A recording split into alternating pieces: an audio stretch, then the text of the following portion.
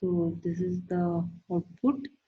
So you can see if 3 disk is put, how it is showing. Move disk 1 from A to C, move disk 2 from A to C, move disk 1 from A to C, move disk 3 from A to C, and move disk 1 to A to C, move disk 2 to A to C, and move disk 1 to A to C.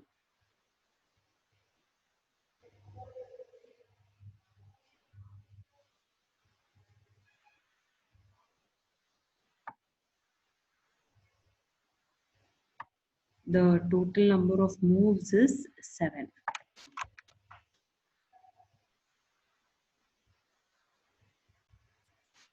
So there was little change here. It has to be n minus 1 TST. Let us see how it will show 3. Yes. In the previous output, we were not able to see the P. So let's see.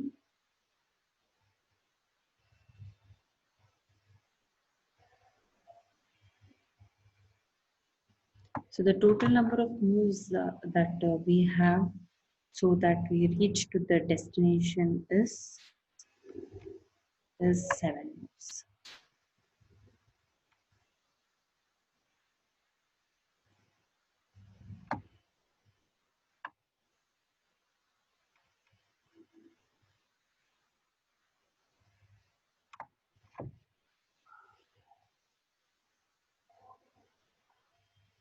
Now let us see some of the properties.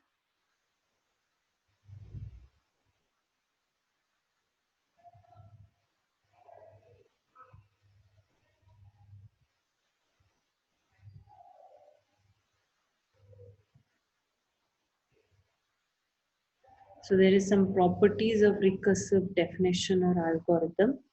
When a function calls itself, which is a recursive function, a new set of local variables and parameters are being allocated memory in the stack. Then the function code is executed from the top with these new variables. A recursive call does not make a new copy of the function only the values being operated upon are new. When each recursive call returns, the old local variables and parameter are removed from the stack and the execution resumes at the point of the function call inside the function.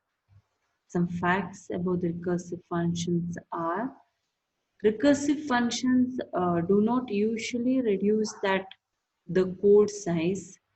They do not improve memory utilization compared to iterative functions. Many of the recursive functions may execute a bit slower compared to iterative functions because of the overhead of repeated function calls. They may cause a stack overrun as each new call to the recursive function creates a new copy of the variables and parameters and puts them into the stack. The advantage of using recursive function is to create clearer and simpler programs.